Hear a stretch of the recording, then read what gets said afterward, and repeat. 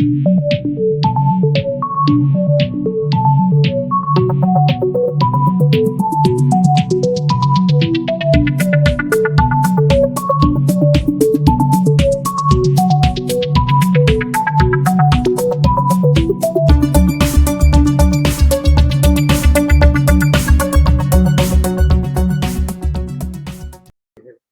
ये हमने बताया कि भाई हम किस प्रकार इस समय को ठीक करें। अब हमने ये पढ़ना है। इसके लिए हम आपको ये बताते हैं कि हमको किसी भी पत्री को सही प्रकार से पढ़ने के लिए जब तक हम उसका समय चार्ट प्रॉपर नहीं बनाएंगे तब तक हम हर बच्चे के बारे में प्रॉपरली नहीं बता सकते। जैसा आप जानते हैं, जब हम एक पत्री बनाते हैं तो एक लगन मेरा प्राय 2 घंटे का रहता है। उस 2 घंटे के पीरियड में हम ये देखते हैं कि डिग्रियां तो बदलेंगी, लेकिन जो मेरा लगन चार्ट बनेगा उसके अंदर जो प्लेसमेंट ऑफ प्लैनेट्स हैं वो प्राय ऑलमोस्ट सेम रहती।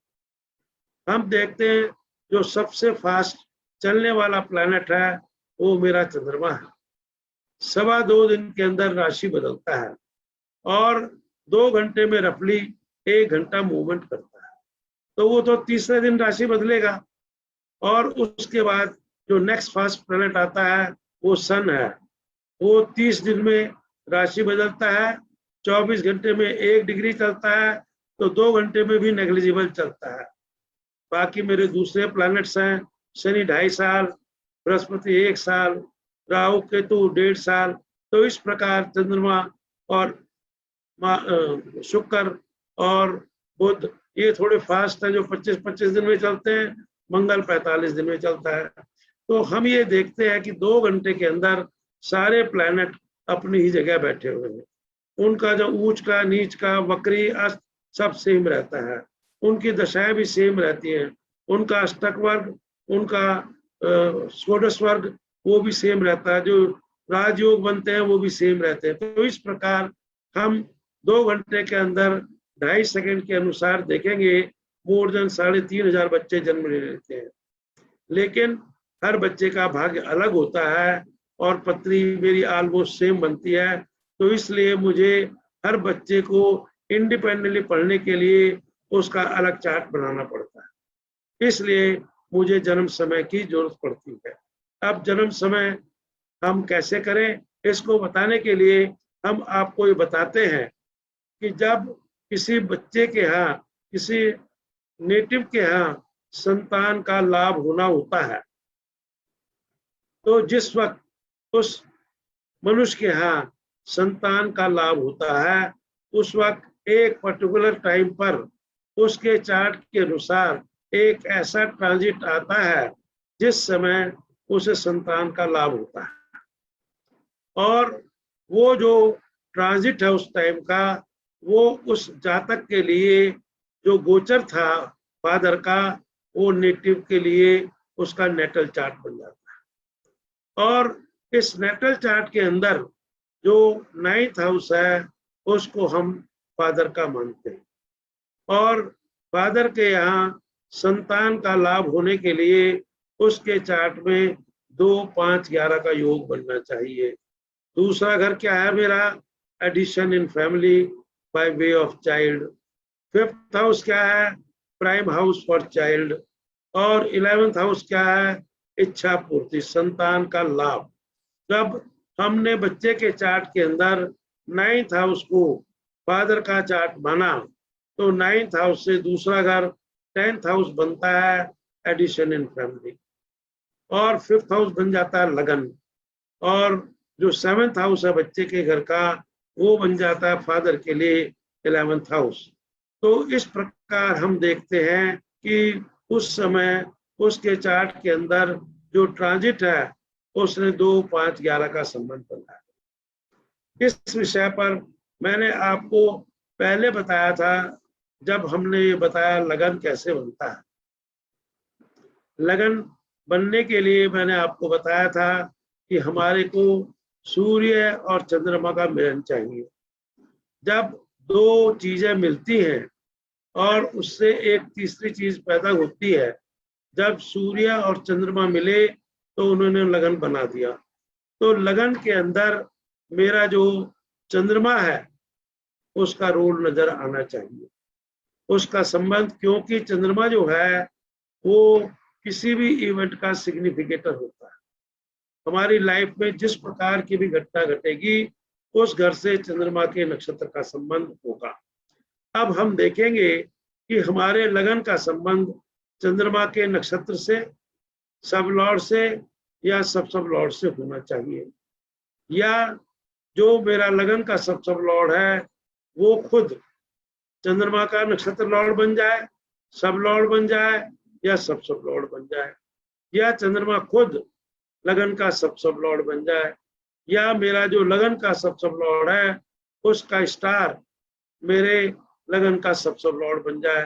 तो इस प्रकार अगर हम देखेंगे तो जो मून स्टार है बच्चे का, उसका संबंध जो लगन का सब लॉर्ड आया उसके साथ होना चाहिए।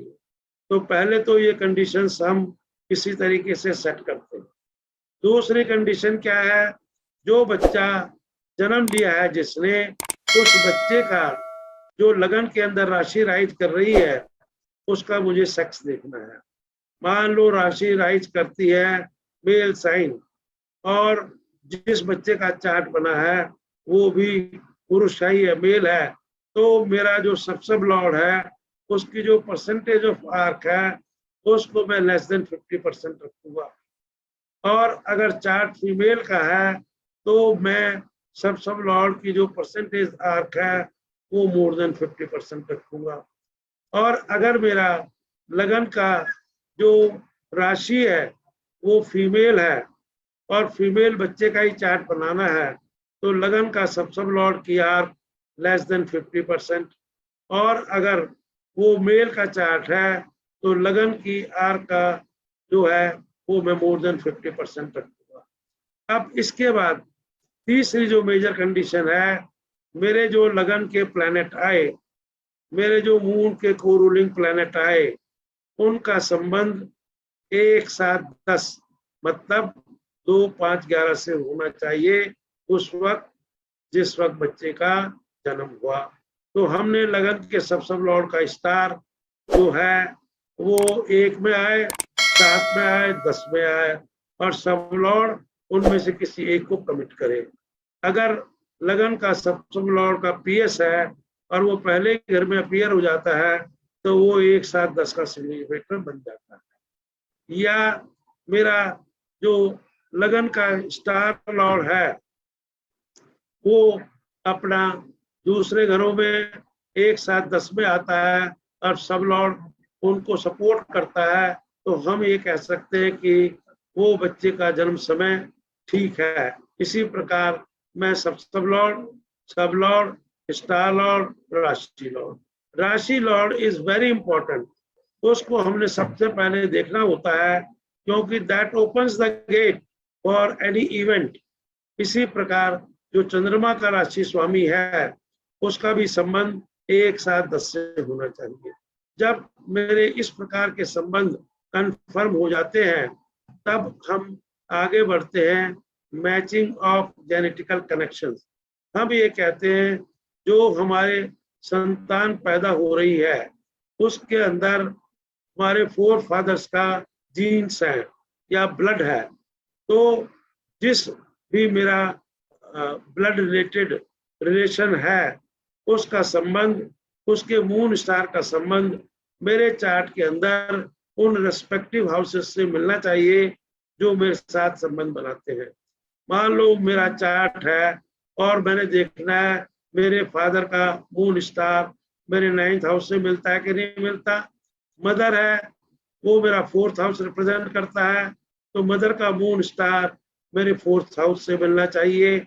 इसी प्रकार मेरे जो पहला बच्चा है, सॉरी उससे पहले मैं ये कहूंगा मेरा बड़ा भाई है तो उसका मून स्टार मेरा 11वें घर से मिलना चाहिए, और अगर छोटा भाई बहन है तो उसका मून स्टार मेरे 11वें घर से मिलना चाहिए। इस प्रकार अगर मेरा पहला बच्चा है तो उसका मून स्टार मैं 5वें घर से देखूंगा और दूसरे का 7वें। इस प्रकार अगर मेरे मून स्टार मिलाने के अंदर कुछ थोड़ी बहुत एरर रहती है तो हम मून स्टार मिलाने के लिए अपने जन्म समय में थोड़ा बहुत परिवर्तन कर सकते हैं। इसी प्रकार हमने एक साथ मिलाने के लिए भी थोड़ा सा जहाँ परिवर्तन की आवश्यकता है उसको करके मेरे पास एक साथ 10 मिलाना या मून का स्टार मिलाने के लिए कई भी प्लैनेट आ जाते हैं। हर प्लैनेट का संबंध एक साथ 10 से नहीं होता, तो जो अप्रोप्रिएट प्लैनेट होगा उसी का साथ संबंध एक साथ से बनेगा और वही मेरे चार्ट के अंदर जो मेरे ब्लड रिलेटेड है उनका मून स्टार मिलेगा। अब फाइनली सवाल उठता है matching of major past events. हमारे पास अगर उसके ग्रैंड पेरेंट्स की डेथ डेट है वो हम मिला सकते हैं, या उसके पेरेंट्स के साथ जो घटनाएं घटी हैं उन मेजर इवेंट्स के साथ उस बच्चे से टैली कर सकते हैं, या उस बच्चे की अपनी जो इवेंट्स हैं, मान लो कोई इवेंट हमको नहीं मिलती, वो बच्चा हमारे पास आता है, वो पढ़ा लिखा है, वो एम्प्लॉयड है, वो सर्विस करता है, वो मैरिड है, उसके चिल्ड्रन है, तो इस प्रकार की स्थिति हम अपने चार्ट में उसको प्रॉमिस देख सकते हैं। क्या उस बच्चे के भाग्य में पढ़ने का योग है, 4, 9, 11 का संबंध, हायर एस्ट्रोलॉजी, हायर एजुकेशन 9, 11, उसके बाद सर्विस 2, 6, 10, 11, और अगर उसका बिजनेस है 2, 7, 10, 11, और मैरिड है 5, 7, 11, संतान है 2, 5, 11। इस प्रकार की जो इवेंट्स हैं उन सबको मिला के मैं अपने समय को शुद्धिकरण कर सकता हूँ। इसके बाद हम आपको इस प्रकार की जो ये एक्सरसाइज है वो डिस्कस करते हैं आपके साथ एक चार्ट के ऊपर।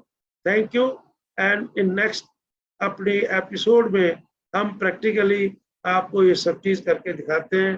Thanks, you have understood the method how to do. Okay.